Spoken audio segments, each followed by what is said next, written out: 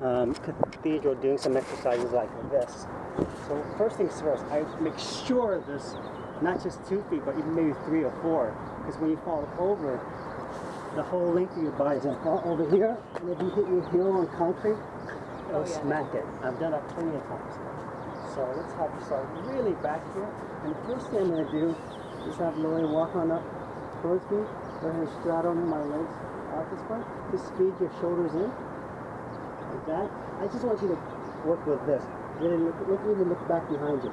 Like that, right? Just work with this weight. And feel what that feels like here before you do anything. Like that. And then the next thing we'll do is have you from there put your hands on my knees and then put your foot, walk 1 foot on top of my knee again. There we go. Just try to find this balance first. Another one. Just stay there first. This puts more weight. Now you can just do little presses like that. So you start feeling what it's like to hold that person's weight, right? And then slowly, you can start bringing your leg over one at a time. And the Sandy can stay behind if you want to help support spot. Because falling back here, you're just going to land back on my feet, right? There we go. Nice straddle. Right. There we go. Lock those arms out there, Lord. Good. And pipe even more. Try to pipe down towards you. Start falling on your feet this way. On purpose. Fall down. There it is. You see how much weight you can put in your arms? The more weight that you can put in your arms will help Sandy and like support her. So between the 2 of you, try to meet each other in the middle and create that line. Okay? So again, we're doing, let's have Sandy fly a bit so you can feel what you're doing. You walk over the legs. So you didn't look back. I just need to feel this first. Do this first. Feel how much weight you're putting in your hands here. From there, you can put a foot on my knee. There we go.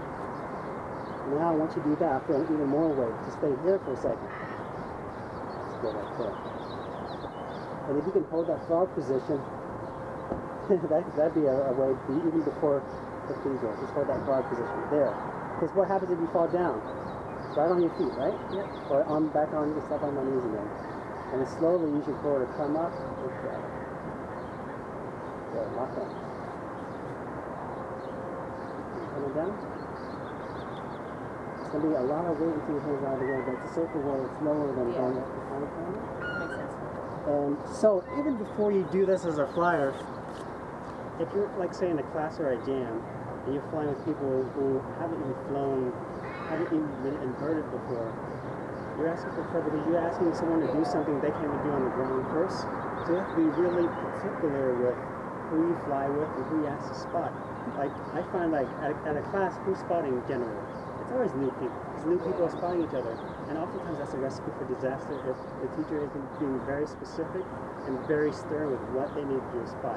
Especially with new people they're spotting, and they can be really shy about touch. I want to spot, but I'm afraid by touching like offend them like this, that feeling as like a male. Like I think that's the thought that goes through my mind.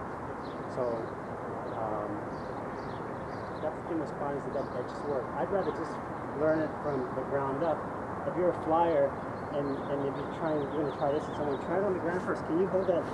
Yeah. Can you hold a tripod headstand comfortably before you go up? And if someone can't do that on the ground, then I would say do that before you go on. You know, I don't think if you're asking for a spotter, that probably means you haven't done the work enough to go up to the next point.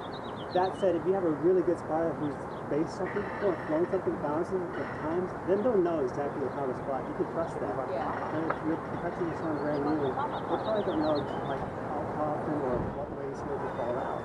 So it's good to ask them to do something on the ground first, or if you're trying to do that on the ground. So let's do some of those tripod headstands on the ground before we do anything. Okay.